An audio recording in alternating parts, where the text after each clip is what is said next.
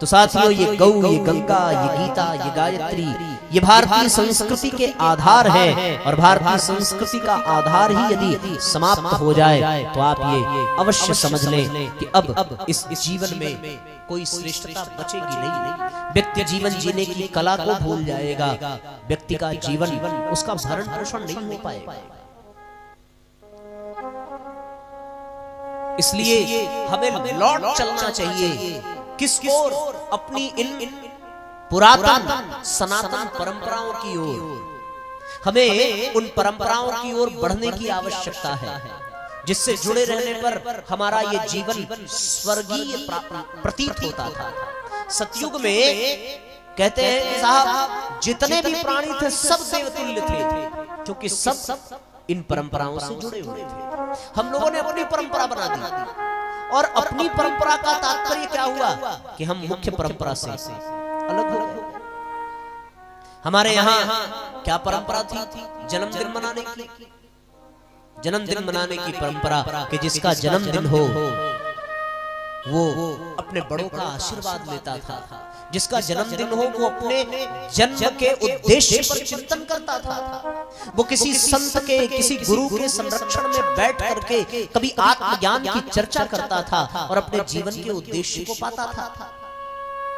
आजकल का जो जन्मदिन हम मनाते हैं उसमें व्यक्ति सवेरे उठता है तो पहले वो नाराज हो जाता है। पहला काम, आपने हमें विश नहीं किया। विश, ये भी शब्द बड़ा खतरनाक है। आया जन्मदिन और दे विश। क्यों भाई? कि हमने विश नहीं दिया। तो आप लोग भी अपने बच्चों को विश देते हो? हमारे यहाँ ऋषि परंपरा क्या कहती है कि आशीर्वाद नहीं दिया, आशीर्वाद मिलना चाहिए था। और आप लोगों वाली परंपरा, यहाँ के लोगों की परंपरा क्या कहती? विश नहीं दिया। भैया दे दो विश। ये परंपरा रही होती तो भगवान शिव को विष पीने की क्या जरूरत थी? सारा विष बचा होता और आप उसमें से थोड़ा थोड़ा देते अपने बच्चों के जन्मदिन पर। तो आजकल का बच्चा इसलिए नाराज है कि उसको विष नहीं मिला। देखो परंपरा कैसे नष्ट हो रही है। हम अपने जन्मदिन में क्या करते हैं? मोमबत्तियों को फूंक करके बुझाते हैं। ऋषि परंपरा कहती है कि जलता हुआ दीपक बुझ जाए तो वो अपशकुन माना जाता है, और हम लोगों की परंपरा में वो बुझता नहीं है तो फूंक फूंक कर बुझाया जाता है। ऋषि परंपरा में बुझने पर दुख मन में होता है, हम लोगों की परंपरा में फूंक कर बुझाने पर तालियां बजाई जाती है। हमने खुद ही अपने बच्चों के जीवन को अंधकार से भरने की योजना बनाई। हम खुद ही अपने बच्चों के जीवन को विष करने के लिए, विष देने के लिए परेशान हैं। आप कल्पना करके देखिए कि हम कहां जा रहे हैं। हर क्रम में ये परंपराएं हमसे अलग हो रही है।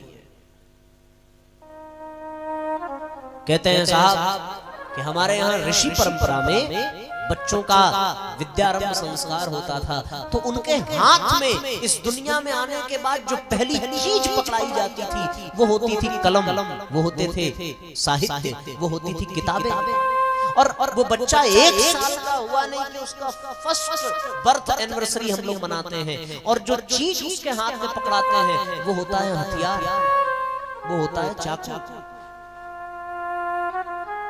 और वो नाम लिखा हुआ केक वो अपने नाम को काटता है।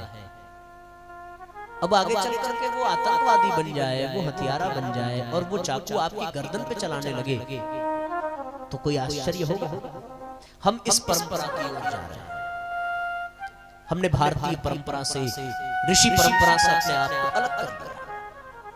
अब वो बच्चे अपने जन्मदिन पर आशीर्वाद लेने नहीं जाते। उनको ये लगता है कि वो अपने बेड पर होंगे, उनके माँ बाप की गरज है पैदा करने के बाद कि वो आएंगे, उनको विष देंगे, तब जाकर के उनका जन्मदिन पूरा होगा।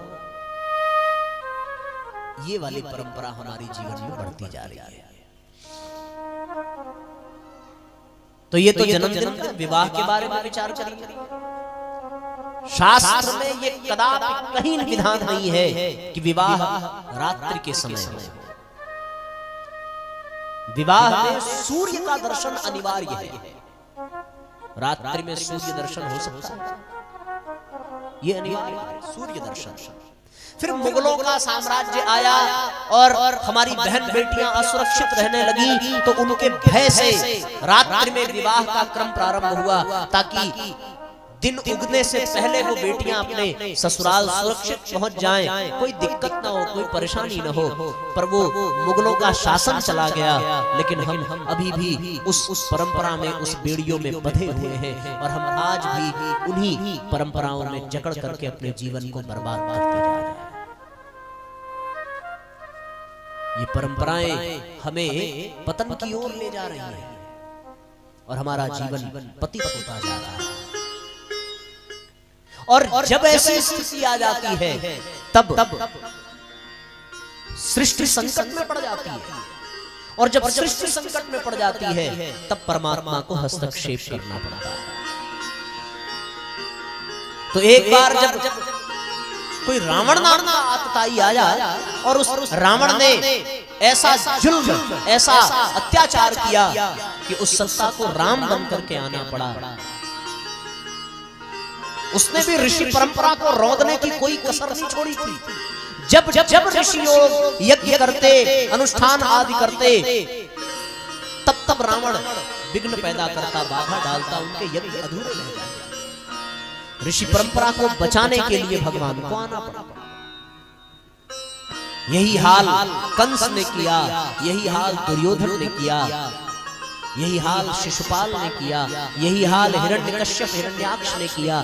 जिन जिन की कथा हम सुनते हैं, उन सब के सार में एक ही है कि सब ने ऋषि परंपरा को रौंदने का प्रयत्न किया है।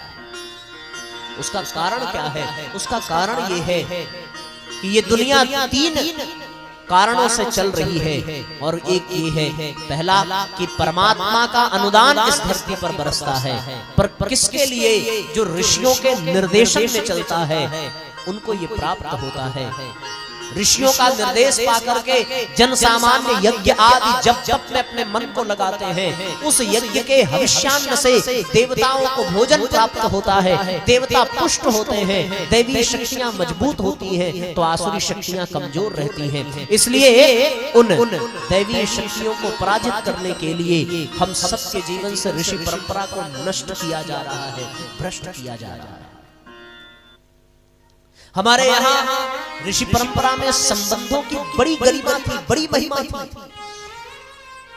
ऋषि परंपरा को यदि हम उठा करके देखें, तो हमारे यहाँ भाभी को मां समान कहा जाता था, देवर को पुत्र के समान कहा जाता था। आज आप अपने सोशल मीडिया के प्लेटफॉर्म पर देखिए, इन संबंधों को तार तार कर देने वाले वीडियोस जबरदस्ती बना के फैलाया जा रहा है, ताकि वो परिवार व्यवस्था, वो परंपराएं, वो सम्मान, वो श्रेष्ठ भावनाएं, वो सुंदर विचार, वो सच्चरित्र सब नष्ट हो जाएं, और अन्य देशों की तरह भारत भी अपने सिद्धांत से स्खलित हो जाए, अपने सिद्धांत, अपने गौरव से पतित हो जाए। जिन जिन ने यहाँ पर आक्रमण किया है, उन्होंने सबसे पहले ऋषि परंपरा की कमर को तोड़ने का प्रयत्न किया, सबसे पहले, क्योंकि हम सबके जीवन का आधार ही वही है। और वो ऋषि परंपराएं जब खतरे में आ जाती हैं, तो भैया जीवन बेकार हो जाता है।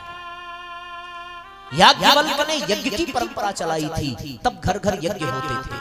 विश्वामित्र और वशिष्ठ ने गायत्री की परंपरा चलाई, तब घर घर में गायत्री का जाप हुआ करता था। कभी इस दुनिया में सूत, शौनक आदि ऋषियों की परंपरा थी, तो कथाएं और वार्ताएं हुआ करती थी, सत्संग हुआ करता था। भगवान वेदव्यास द्वारा एक ऐसी परंपरा चलाई गई जिसमें आर्ष ग्रंथों का नवनिर्माण होने लगा। चरक ऋषि ने ऐसी परंपरा चलाई जिसके माध्यम से इस दुनिया में आयुर्वेद फैलने लगा और लोग अपने आरोग्य की रक्षा कर पाते थे। भरद्वाज मुनि ने ऐसी परंपरा चलाई कि सर्वत्र आनंद ही आनंद व्याप्त रहने लगा। लोग तीर्थ का सेवन भरद्वाज ऋषि के द्वारा बनाए गए परंपरा से करते हैं। पिपलाद ऋषि ने ऐसे कल्प साधना का प्रचलन चलाया कि उससे जुड़ करके लोग आत्मोत्कर्ष की ऊंचाइयों को प्राप्त करते हैं।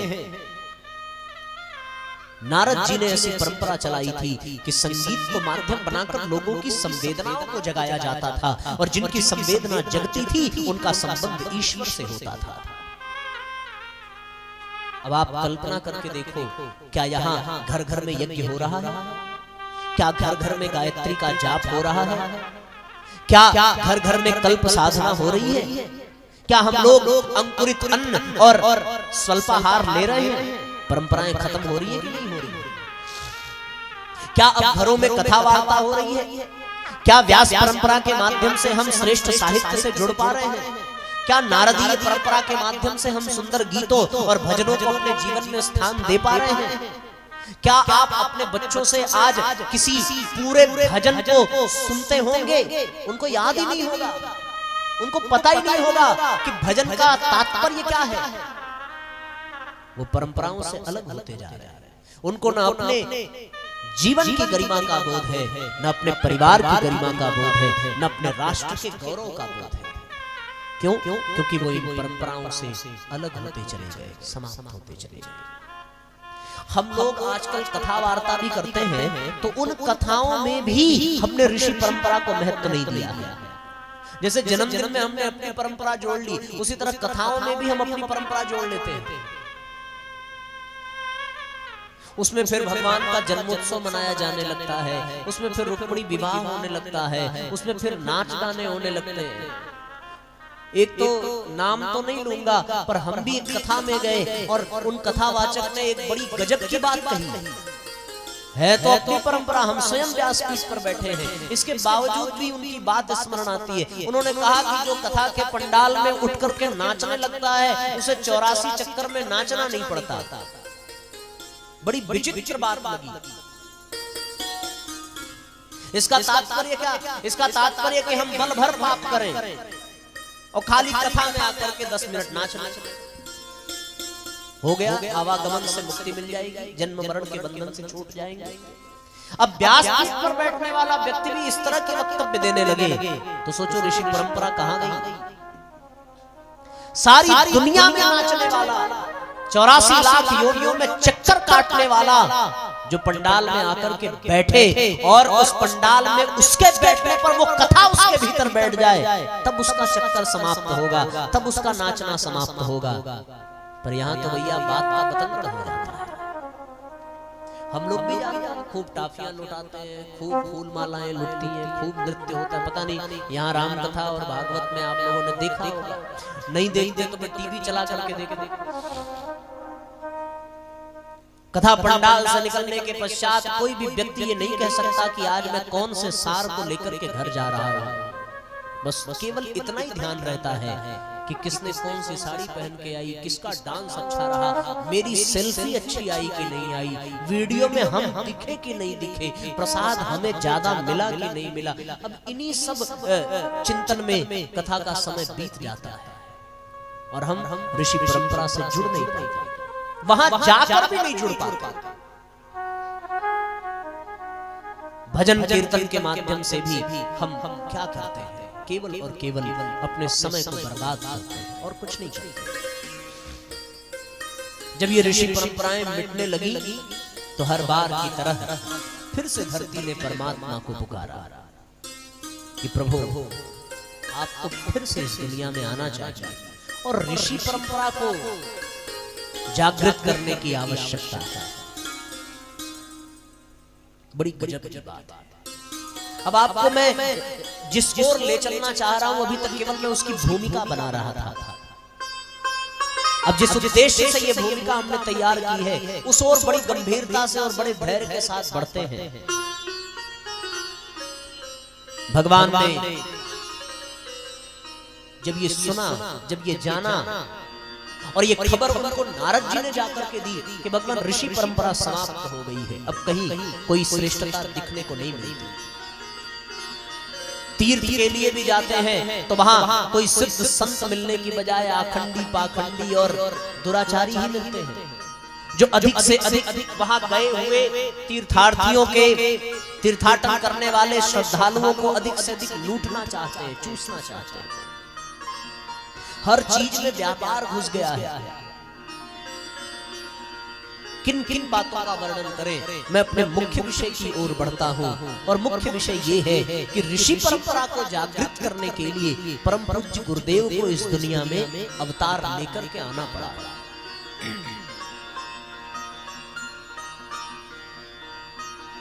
उन ऋषि परंपराओं को फिर से जगाना है। और जब जब ऐसी स्थिति होती है तब तब वो सत्ता धरती पर आती है और फिर उस सत्ता का काम होता है उन मरी हुई मिटी हुई परंपराओं को जागृत कर देना, जिसके माध्यम से ये धरती फिर से व्यवस्थित हो जाए।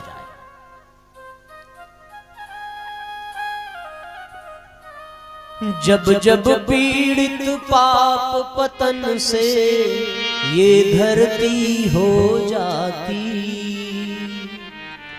जब जब पीड़ित पाप पतन से ये धरती हो जाती, तब तब नए रूप धर धर कर ईश चेतनाती, करने हल्का भूखा भार आते धरती पर अवतार, करने हल्का भूखा भार आते धरती पर अवतार, करने हल्का भूखा भार करते धरती पर अवतार।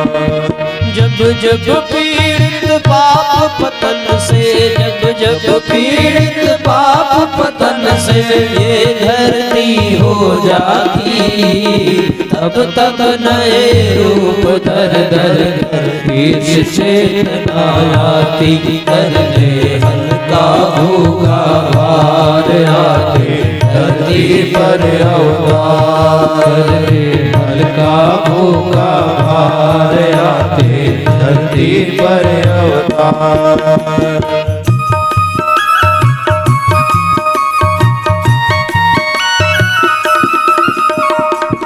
एक साथ तालियां बजाइए, एक साथ दोहराइए।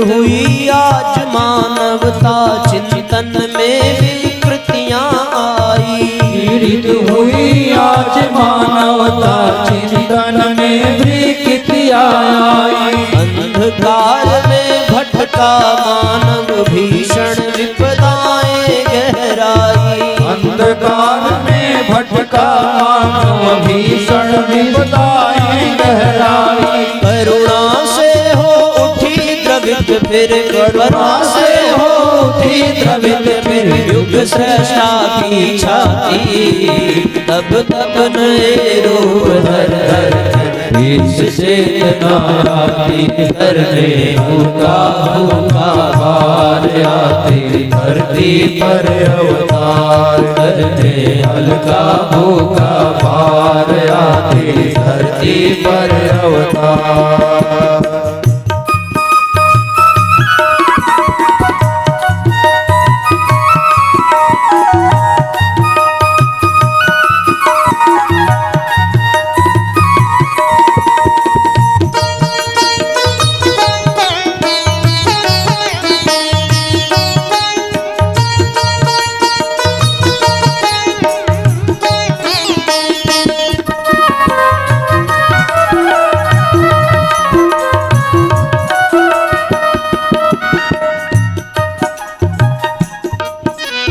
उस चेतना का अवतार हो गया।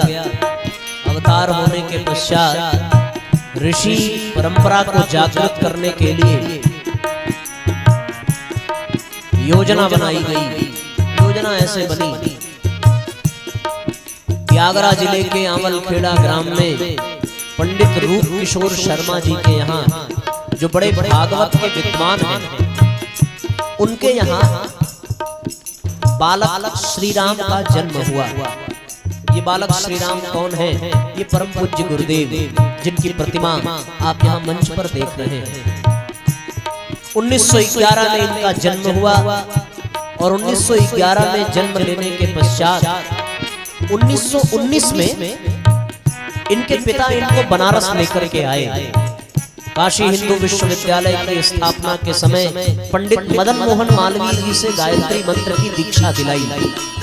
गायत्री मंत्र की दीक्षा लेने के पश्चात इन्होंने प्रतिदिन 5 माला गायत्री मंत्र का जप करना प्रारंभ किया।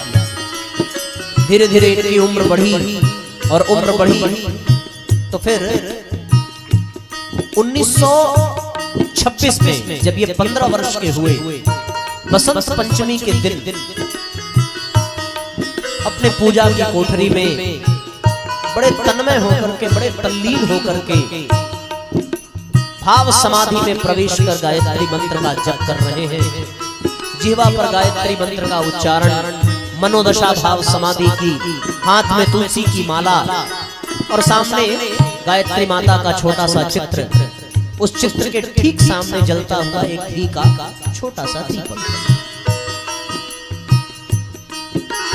विचार किया कि किसे ऋषि परंपरा को जगाने का माध्यम बनाया जाए और वो विशेषता किसको समझा जाए। तो फिर वो विशेषता बालक श्री राम शर्मा में लोगों को दिखाई पड़ी।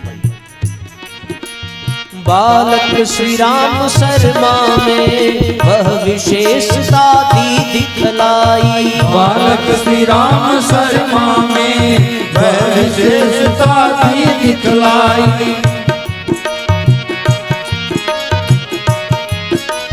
बालक श्री राम शर्मा में वह विशेषता दी दिखलाई। बालक श्री राम शर्मा में वह विशेषता दी दिखलाई। स्वयं हिमालय की ऋषि सत्ता आत्मबोध कराने आई। स्वयं हिमालय की ऋषि सत्ता आत्मबोध कराने आई। करुणा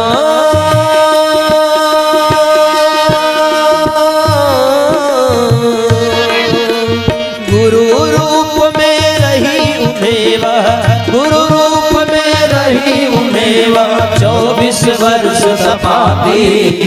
तब तब नए रूप धर धर इस चेतना करने हुआ आते धरती पर अवतार करने हल्का भूखा आते धरती पर अवतार।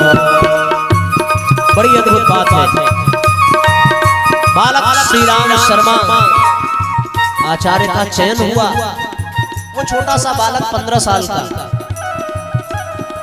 चूंकि ऋषि सत्ताएं इस बात के लिए बेचैन हैं कि उनकी परंपराएं जो मिट चुकी हैं, जब तक वो प्रारंभ नहीं होगी तब तक इस दुनिया में सतयुग की वापसी नहीं हो सकती।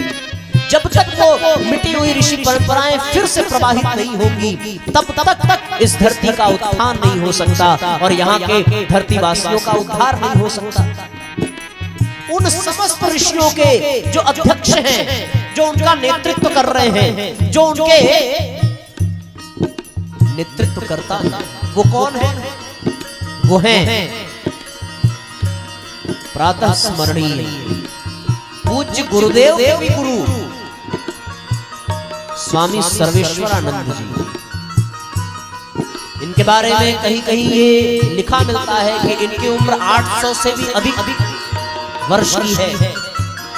इन्होंने अपना शरीर छोड़ करके सूक्ष्म शरीर धारण किया है और उन समस्त ऋषियों का नेतृत्व करने वाले वो सर्वेश्वरानंद जी हिमालय में नंदनवन में निवास करते हैं।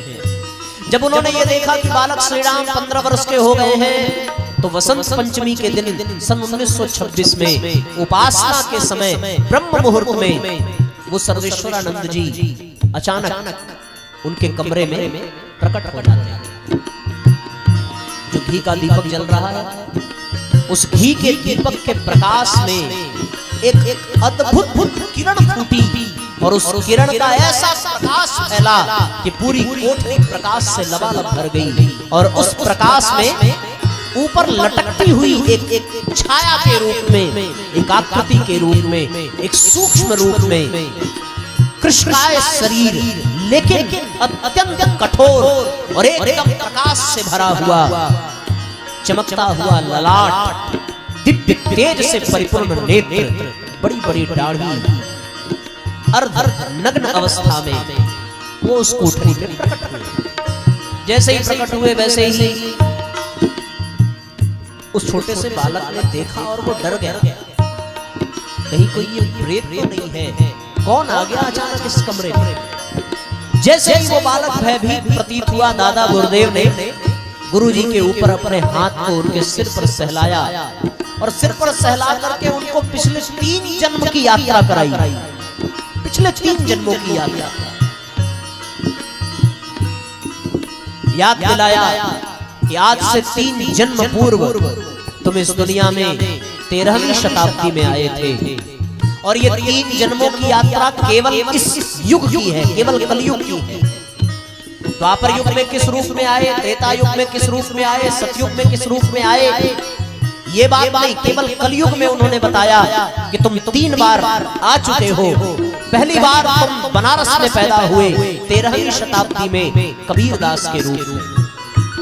सुना है कबीरदास के बारे में गुरुजी। दूसरी बार उनका जन्म हुआ है 16वीं शताब्दी में महाराष्ट्र की धरती पर स्वामी राम समर्थ गुरु रामदास के रूप में, और उन्होंने वीर शिवाजी को माध्यम बना करके मराठों को स्वतंत्र कराया है, मुगलों को मार भगाया है। तीसरा जन्म हुआ उनका और वो तीसरा जन्म कलकत्ता में स्वामी रामकृष्ण परमहंस के रूप में 18वीं शताब्दी में, जिसमें उन्होंने स्वामी विवेकानंद को माध्यम बनाकर पूरी दुनिया में भारतीय संस्कृति की ध्वज पताका को फहराया है। और अब ये चौथा जन्म बालक श्री राम के रूप में हुआ। दादा गुरुदेव ने स्मरण दिलाया कि पिछले 3 जन्मों में हम तुम्हारे साथ रहे, तुम्हारा मार्गदर्शन करते रहे और अब चौथे जन्म में भी तुम्हें मार्गदर्शन देंगे और चौथे जन्म में भी तुम्हें इस संसार के लिए बहुत कुछ करने की आवश्यकता है, क्योंकि धरती पर ऋषि परंपराएं समाप्त हो गई हैं और ऋषि परंपराओं को जगाने का केवल आधार तुम ही बन सकते हो, क्योंकि ऋषि तत्व को जागृत करने के लिए जो क्षमता, जो पात्रता, जो योग्यता, जो सिद्धि चाहिए वो केवल तुम्हारी चेतना में है राम। और तुम्हें अपने शक्ति को पहचानना होगा, तुम्हें अपनी शक्ति को जगाना होगा, तुम्हें अपने व्यक्तित्व को परिष्कृत करना होगा, तुम्हें ऋषियों के पथ पर चलना होगा, साधना के पथ पर चलना होगा, तब तुम ऋषि परंपरा को जगा पाओगे। इस अवतार का उद्देश्य केवल ये होगा कि तुम्हें ऋषि परंपरा को जगाना। परम पूज्य गुरुदेव ने जब ये देखा कि पिछले 3 जन्मों का इतिहास उनके सामने है और उन 3 जन्मों में उनके माँ बदल गई, उनके पिता बदल गए, भाई बंधु बांधव बदल गए, पर उन 3 जन्मों से यदि कोई नहीं बदला तो उनका गुरु नहीं बदला।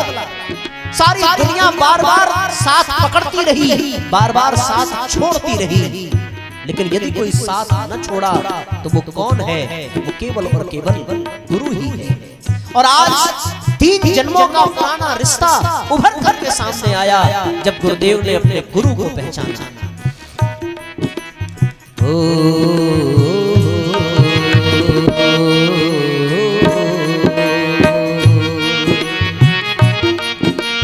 जय हो। बालक श्री राम शर्मा में वह विशेषता भी दिखलाई, बालक श्री राम शर्मा में वह विशेषता भी दिखलाई। स्वयं हिमालय की ऋषि सत्ता आत्मबोध कराने आई, स्वयं हिमालय की ऋषि सत्ता आत्मबोध कराने आई। गुरु रूप में रही उन्हें वह, गुरु रूप में रही उन्हें वह 24 वर्ष तपाई, 24 वर्षों की साधना बताई।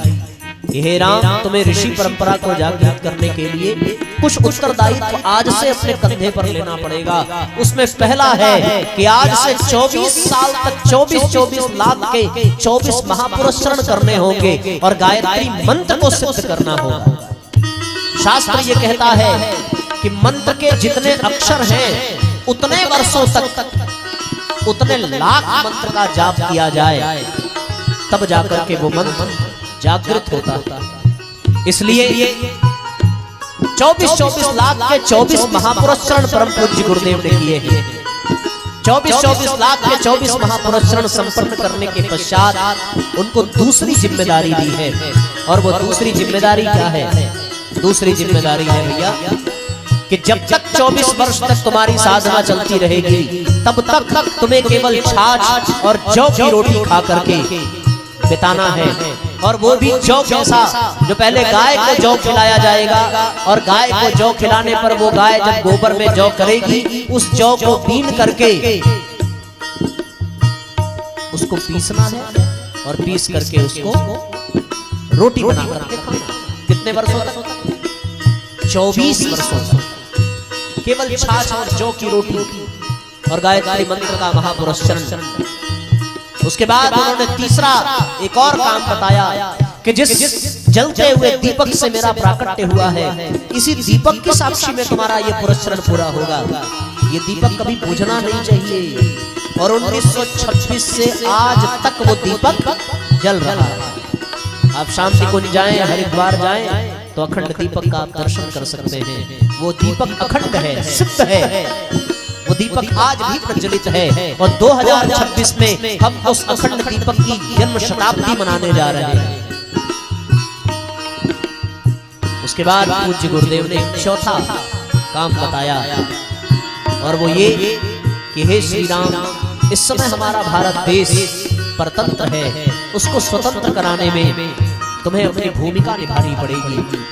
तुम्हें स्वतंत्रता सेनानी के रूप में इस देश की सुरक्षा, देश की सेवा करनी पड़ेगी। और पूज्य गुरुदेव को 2 बार जेल में भी जाना पड़ा स्वतंत्रता सेनानी बन करके। समय बीता। एक 5वीं बात बताई और 5वीं बात ये बताई कि जब जब हम तुम्हें बुलाएंगे तब तब तुम्हें हिमालय आना है और हिमालय आकर के ऋषि परंपरा को कैसे जगाना है इसका शिक्षण, प्रशिक्षण, इसके लिए प्राण, इसके लिए ऊर्जा, इसके लिए निर्देश हम तुम्हें देते रहेंगे।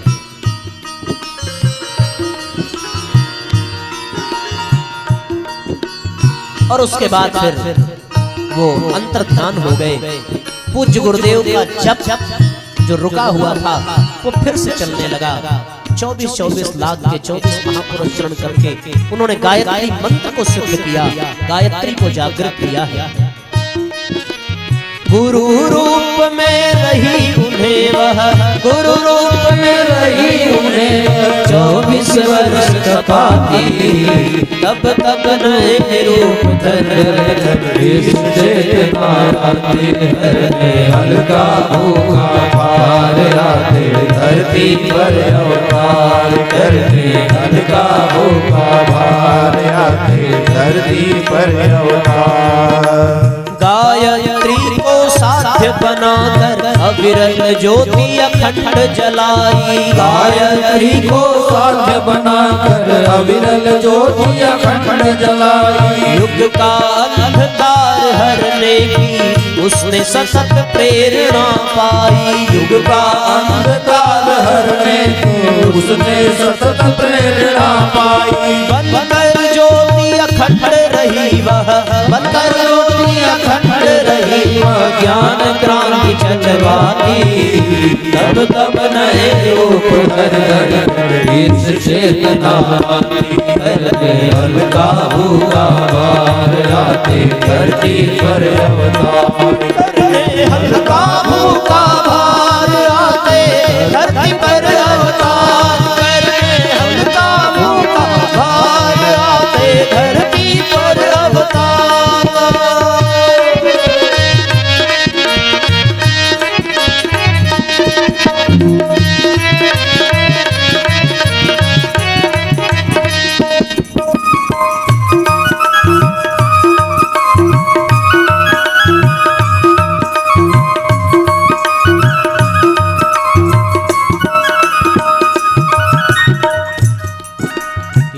निर्माण योजना द्वारा परिवर्तन प्रक्रिया चलाई, युग निर्माण योजना द्वारा परिवर्तन प्रक्रिया चलाई।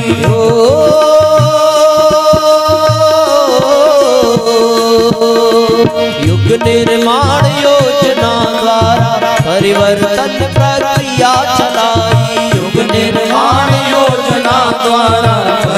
परिवर्तन प्रक्रिया चलाई। अंधविश्वासों आडंबर से जनमानस को मुक्ति दिलाई। अंधविश्वासों आडंबर से जनमानस को मुक्ति दिलाई। उनकी ज्ञान मशाल विश्व को, उनकी ज्ञान मशाल विश्व को नूतन पथ दिखलाती।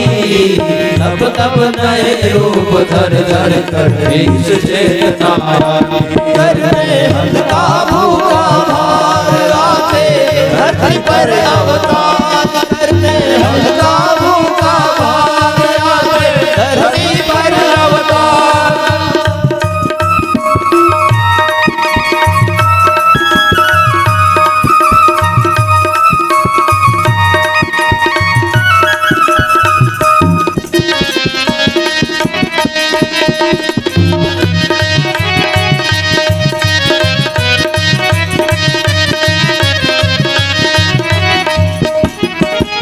जाति पाति का भेद मिटाकर गायत्री सब तक पहुँचाई। जातिवाद का भेद मिटाकर गायत्री सब तक पहुँचाई। ऊंच नीच का भाव मिटाकर यज्ञाहुति सबसे डलवाई। ऊंच नीच का भाव मिटाकर यज्ञाहुति सबसे डलवाई। युग ऋषि के सन्मुख जन श्रद्धा, युग ऋषि के सन्मुख जन श्रद्धा नतमस्तक हो जाती। तब तब नए रूप धर धर कर इस चेतना करने हल्का भूखा भार आते धरती पर। दोनों हाथ ऊपर उठाइए, साथ तालियां बजाइए। भार आते धरती पर अवतार करने हल्का भूखा भार आते धरती पर अवतार आते धरती पर अवतार आते धरती पर अवतार।